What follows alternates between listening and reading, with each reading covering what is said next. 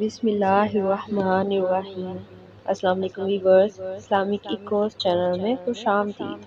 کفن چور کا واقعہ، جس کا مفہوم ہے، حضرت سیدنا ابو اسحاق رحمۃ اللہ علیہ فرماتے ہیں کہ ایک شخص ہماری محفل میں آیا کرتا تھا، مگر اس کا آدھا چہرہ ہمیشہ چھپا رہتا تھا۔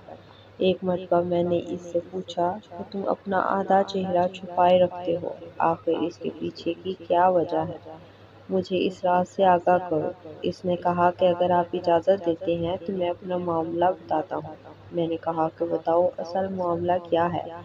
اجازت ملنے پر اس شخص نے اپنی عبرت داستان کچھ اس طرح سنائی کہ میں کفن چور تھا۔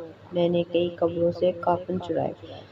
جب بھی کسی نئی قبر کے متعلق معلوم ہوتا تو فوراً وہاں پہنچ کر کفن چرا لاتا۔ ایک مرتبہ ایک عورت کا انتقال ہوا۔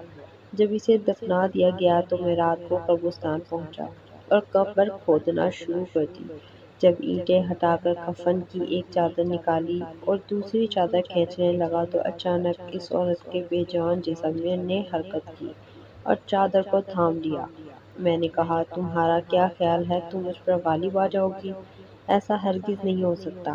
یہ کہہ کر میں گھٹنوں کے بل بیٹھ گیا اور پوری قوت سے کفن کھینچنے لگا۔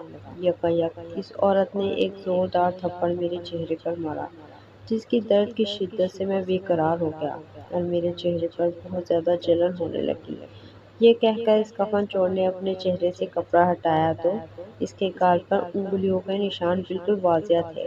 میں نے کہا کہ اچھا پھر کیا ہوا؟ اس نے کہا، پھر میں نے چادر واپس اس عورت پر ڈال دی اور جلدی جلدی قبر پر مٹی ڈال کر برابر کر دیا اور پختہ ارادہ کر لیا کہ جب تک زندہ رہوں گا کبھی بھی کفن نہیں چراؤں گا۔ اللہ میرے سابقہ گناہوں کو معاف فرمائے اور مجھے توبہ پر استقامت عطا فرمائے۔ حضرت سیدنا ابو اسحاق رحمۃ اللہ علیہ فرماتے ہیں کہ اس کفن چور کا سارا واقعہ لکھ کر میں نے حضرت سیدنا ابو عزیز رحمۃ اللہ علیہ کی طرف روانہ کیا۔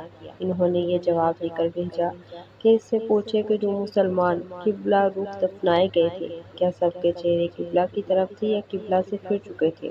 میں نے کفن چور سے یہی سوال پوچھا تو اس نے کہا کہ میں نے جن لوگوں کے کفن چرائے ان میں سے اکثر کے چہرے قبلے سے پھر چکے تھے۔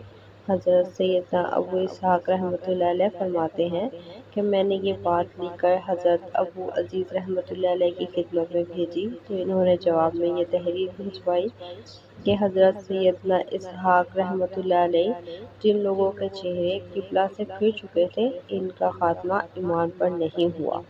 اللہ تعالیٰ معاف فرمائے ہمارے گناہوں کو۔ اگر آپ کو یہ ویڈیو اچھی لگے تو لائک اور شیئر کیجیے گا اور ہمارے چینل کو سبسکرائب کیجیے گا۔ جزاک اللہ۔